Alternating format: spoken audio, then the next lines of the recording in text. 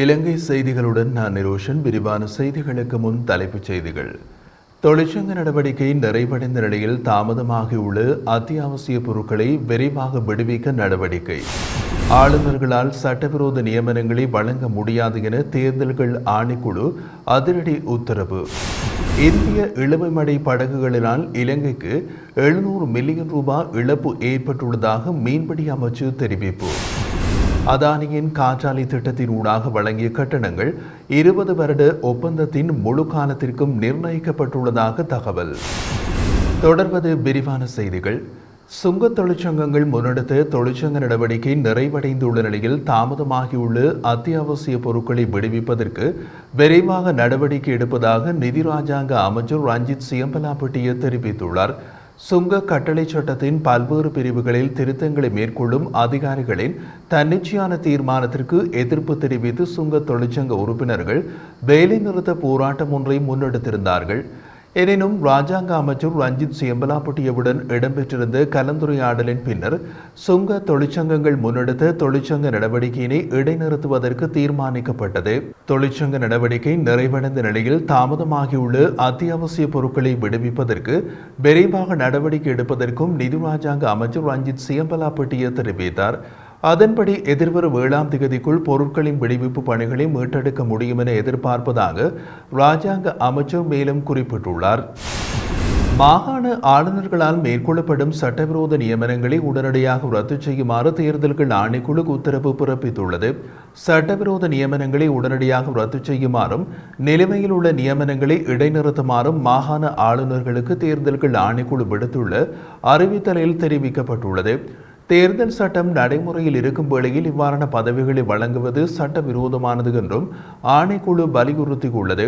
ஜனாதிபதி தேர்தல் நெருங்கி வரும் சூழலில் அரசாங்கம் தமது தேர்தல் தேவைகளுக்காக அரச ஊழியர்களை பயன்படுத்திக் கொள்ளும் நோக்கில் சட்டவிரோத நியமனங்களை ஆளுநர்கள் ஊடாக வழங்கி வருவதாக குற்றச்சாட்டுகள் முன்வைக்கப்பட்டு வந்த பின்புலத்திலேயே தேர்தல்கள் ஆணைக்குழு இந்த அவசர உத்தரவை பிறப்பித்துள்ளது. ஸ்ரீலங்கா சுதந்திர கட்சியின் பொதுச் செயலாளராக நாடாளுமன்ற உறுப்பினர் தயாசிறி ஜெயசேகர மீண்டும் கட்சியின் தலைமையகத்திற்கு முன்பாக தமது கடமைகளை பொறுப்பேற்றுக் கொண்டார். அவரை கட்சி தலைமையகத்திற்குள் பிரவேசிக்க போலீசார் அனுமதிக்காத நிலையில் தயாசிறி ஜெயசேகர இவ்வாறு கட்சி தலைமையகத்திற்கு முன்பாக தமது கடமைகளை பொறுப்பேற்றுக் கொண்டுள்ளதாக தெரிவிக்கப்படுகிறது. இதேவேளை ஸ்ரீலங்கா சுதந்திர கட்சியின் பொதுச் செயலாளராக தயாசிறி ஜெயசேகர தனது கடமைகளை மீள ஆரம்பிக்கும் நிகழ்வில் கலந்து கொள்ளுமாறு அனைவருக்கும் அழைப்பும் விடுத்திருந்தார். மேலும் கட்சியின் சட்டபூர்வமான பொதுச் செயலாளராக தாம் இன்னமும் செயற்படுவதாக நாடாளுமன்ற உறுப்பினர் தயாசிறி ஜெயசேகர தெரிவித்துள்ளமையும் குறிப்பிடத்தக்கது. யாழ்ப்பாணத்தில் அஞ்சலிக்காக வைக்கப்பட்டிருந்த இலங்கை தமிழரசு கட்சியின் மூத்த தலைவர் ராஜவரோதயம் சம்பந்தனின் பூதகுடல் தற்போது திருகோணமலைக்கு கொண்டு செல்லப்பட்டு மக்களின் அஞ்சலிக்காக வைக்கப்பட்டுள்ளது. யாழ்ப்பாணம் தந்தை செல்வா கலையரங்கில் சம்பந்தனின் பூத உடலுக்கு நேற்று பலரும் அஞ்சலி செலுத்தியிருந்தனர். இந்த நிலையில் இன்று காலை விமானம் மூலம் திருகோணமலை சீனன்குடா நிலையத்திற்கு கொண்டு வரப்பட்ட பூதகுடல் விமானப்படையினருடைய மரியாதையோடு வாகன பேரணியாக அன்னாரின் இல்லத்திற்கு கொண்டு செல்லப்பட்டுள்ளது.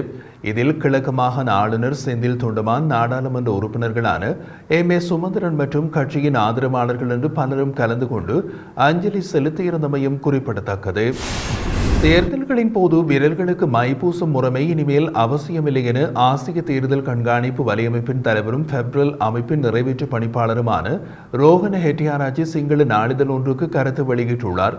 தேர்தல் பணியில் 2010ஆம் ஆண்டு முதல் ஆட்கள் பதிவானது கணனி மயமாக்கப்பட்டு வருவதால் ஒருவர் 2 இடங்களில் வாக்களிக்க பதிவு செய்யப்பட்டால் அவர் அதிகாரிகளின் கண்காணிப்புக்கு உட்படுத்தப்படுவார் என்றும் தெரிவித்தார்.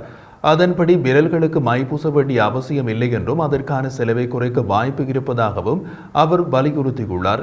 முன்னதாக ஒரு வாக்காளர் 2 இடங்களில் வாக்களிக்க வாய்ப்புள்ளது என்றதன் அடிப்படையில் விரல் மை பயன்படுத்தப்பட்டது. எனினும் தனிநபர்கள் பதிவை கணினிமயமாக்கும் இந்த தொழில்நுட்பத்தின் மூலம் ஒரே மாதிரியான பெயர்கள் கண்டறியப்படும் என்றும் அடையாள அட்டை எண்கள் போன்றவை சரிபார்க்கப்படுவதால் 2 இடங்களில் தனிநபரின் வாக்குகள் பதிவாகுவதற்கு வாய்ப்பு இல்லை. எனவே வீரர்களுக்கு மை பூசுதல் தொடர்பான சட்டத்தில் திருத்தம் மேற்கொள்ள வேண்டிய தேவை ஏற்பட்டுள்ளதாக ரோஹன ஹட்டியாராஜி மேலும் குறிப்பிட்டுள்ளார்.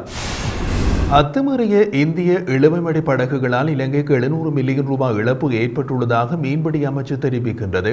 இந்திய மீனவர்கள் வடக்கு கடற்பரப்பில் மீண்டும் அத்துமீறி மீன்பிடியில் ஈடுபட்டு வரும் நிலையில் அத்துமீறிய மீன்பிடிக்காக கடந்த 2 வாரங்களில் 50க்கும் மேற்பட்ட மீனவர்கள் கைது செய்யப்பட்டுள்ளனர். குறித்த விடயம் தொடர்பாக மேலும் தெரிய வருகையில் அத்துமீறிய மீன்பிடியில் ஈடுபட்டு இந்திய மீனவர்களின் படகு மோதி இலங்கை கடற்படை சிப்பாய் ஒருவர் உயிரிழந்ததை அடுத்து இந்த விடயங்கள் இரு நாடுகளுக்கும் இடையில் பூதாகரமான விடயமாக மாற்றம் பெற்றுள்ள நிலையிலேயே அத்துமீறிய மீன்பிடி தொடர்பான பாதிப்புகளை இந்திய அரசாங்கத்திற்கு இலங்கை தெளிவுபடுத்தியுள்ளது. இது தொடர்பான மேலும் சில விடயங்கள் இந்திய வெளிவிவகார அமைச்சர் ஜெய்சங்கரின் கவனத்திற்கு கொண்டு செல்லப்பட்டுள்ளதாகவும் மீன்பிடி அமைச்சு தெரிவிக்கின்றது.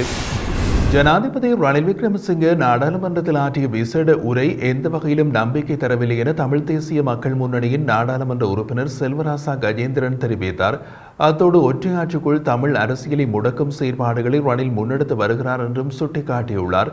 யாழ்ப்பாணத்தில் நேற்று இடம்பெற்ற ஊடக சந்திப்பின் போது செல்வராசா கஜேந்திரன் இதனை குறிப்பிட்டுள்ளார். இது தொடர்பாக அவர் மேலும் தெரிவிக்கையில், ஜனாதிபதி ரணில் விக்ரமசிங்கே சர்வதேச நிதி நிறுவனங்களிடமிருந்து நிதியுதவியை பெற்றுக் கொள்வதற்காக சலுகைகளுக்கு விலை போகக்கூடியவர்களை வைத்துக் கொண்டு பல்வேறு செயற்பாடுகளை முன்னெடுத்து வருகின்றார். இலங்கையின் பொருளாதார வளர்ச்சி குறித்த உண்மைக்கு புறம்பான பிரச்சாரங்களை இந்திய மேற்கு தரப்புகளுக்கு தெரிவித்து வருகின்றார்.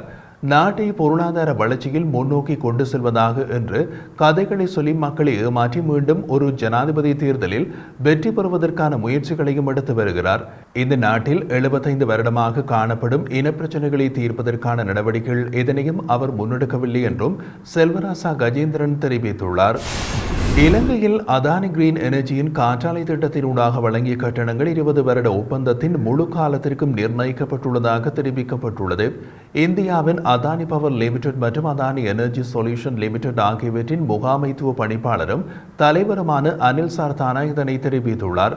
அதானி குழுமத்தின் உலகளாவிய நிறுவன தலைமையகத்தில் அண்மையில் இலங்கை ஊடகவியலாளர்களோடு இடம்பெற்ற சந்திப்பின் போது அவர் இந்த விடயத்தினை குறிப்பிட்டிருந்தார். கட்டணங்களில் வெளிப்படைத்தன்மையின் அவசியத்தையும் சார்தானா இதன்போது வலியுறுத்தியுள்ளார். முன்னதாக மற்ற மின் நிறுவனங்கள் ஆரம்பத்தில் குறைந்த விலையை கூறின, ஆனால் பின்னர் கட்டணங்களை அதிகரித்தன. இதனால் நுகர்வோர் மீது சுமை ஏற்படுகிறது என்றும் அவர் சுட்டிக்காட்டினார். மன்னார் மற்றும் பூநகரில் 2 காற்றாலை மின்சார நிலையங்களை அமைக்க அதானி நிறுவனம் முன்வந்துள்ளது. 484 ஒட்டுமொத்த நிறுவப்பட்ட திறனை நோக்காக கொண்டு $1 பில்லியன் மேலான ஒட்டுமொத்த முதலீட்டுடன் இந்த திட்டங்கள் ஆரம்பிக்கப்பட உள்ளன என்று கூறியுள்ளார். ஜனாதிபதி தேர்தலுக்கு ஐக்கிய தேசிய கட்சியை தயார்படுத்தும் பணிகள் மும்முரமாக இடம்பெற்று வருகிறது. இதற்காக கட்சியின் தலைமையகமான ஸ்ரீகோத்தவில் தினமும் பல்வேறு சந்திப்புகளை அந்த கட்சியின் மூத்த தலைவர்கள் நடத்தி வருகின்றனர். தேர்தல் பணிகளை வழிநடத்த ஜனாதிபதி செயலகத்தின் தலைமை செயலாளர் சாகல ரத்நாயக்க தலைமையில் விசேட குழு ஒன்றையும் ஜனாதிபதி நியமித்துள்ளார். இந்த நிலையில் கொழும்பு மாவட்டத்தில் வாழும் மக்களின் முழுமையான வாக்குகளை கைப்பற்றுவதற்கு ஐக்கிய தேசிய கட்சி வியூகம் வகுத்து வருகின்றது.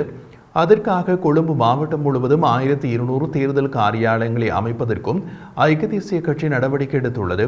எதிர்வரும் 10 நாட்களுக்குள் இந்த காரியாலயங்களை திறப்பதற்கும் நடவடிக்கைகள் எடுக்கப்பட்டுள்ளன. இந்த காரியாலயங்கள் அமைக்கப்பட்டதும் கொழும்பு மாவட்டத்தில் இங்கு சென்றாலும் ரணிலின் பதாதைகள் மக்கள் காண்பார்கள். நாட்டை மீட்டெடுத்த தலைவர் ரணில் என்ற துணைப்பொருளின் கீழ் வைக்கப்பட உள்ள பதாதைகளூடாக மக்கள் எங்கு சென்றாலும் ரணில் என்ற பேச்சுக்கள் இடம்பெற வேண்டும் என்பதே ஐக்கிய தேசிய கட்சியின் நோக்கமாக உள்ளது. அதன் காரணமாகவே இது ஒரு நற்செய்தி என்ற துணைப்பொருளின் கீழ் பல்வேறு விளம்பரங்களும் அண்மைய நாட்களாக செய்யப்பட்டு வருகிறது. இந்த பணிகளை கட்சியின் மூத்த உறுப்பினர் ரவி கருணாநாயக்க செய்து வருவதாகவும் தெரிய வருகிறது. ஜனாதிபதி ரணில் விக்ரமசிங்கே தேர்தலில் கட்சி சார்பற்ற பொது வேட்பாளராக போட்டியிடுவதற்கான ஏற்பாடுகள் எல்லாம் தயாராக இருப்பதாகவும் ரவி கருணாநாயக்க தெரிவித்துள்ளமை சுட்டிக்காட்டத்தக்கது.